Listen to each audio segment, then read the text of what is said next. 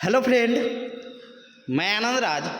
आप लोग भी देखिए, आज हम बताएंगे कि पोस्ट मैट्रिक जो स्कॉलरशिप आता है कौन कौन लोग भर सकते हैं। अभी जो आया है सिर्फ बीसी और बीसी यानी ईबीसी का आया है, नहीं BC1 और BC2 का आया है।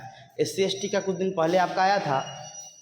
देखिए जनरल वालों को नहीं मिलता है। देखिए आपको यहाँ पर लिखा हुआ है कि छात्र छात्राओं के लिए जानना जरूरी है क्या है पोस्ट मैट्रिक स्कॉलरशिप। देखिए लिखा है कि आर्थिक रूप से कमजोर होनहार बच्चों को उच्चतर शिक्षा प्राप्त करने के लिए पोस्ट मैट्रिक स्कॉलरशिप के तहत छात्रवृत्ति दी जाती है।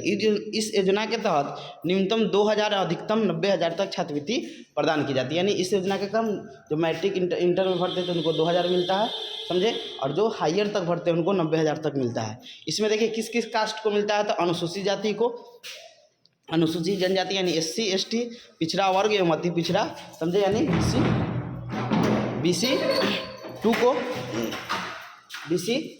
को और BC1 को क्या होता है, छात्रवृत्ति मिलता है, समझ गए।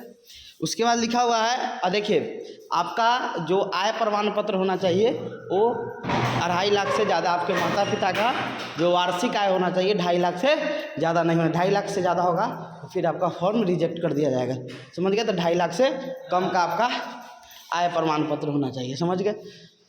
दूसरा चीज़ क्या है कि लिखा हुआ है किस किस कैटेगरी, समझ गए। तो SC/ST OBC में BC1 BC2 को मिलता है।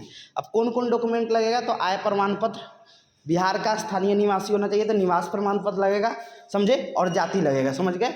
आय, जाति और आपका निवास प्रमाण पत्र लगेगा।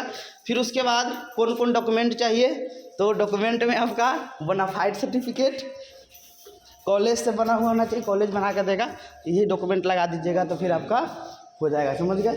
तो जाति, आवासीय, निवास, जाति BC यानी जिस जाति में BC में होंगे BC1 या BC2।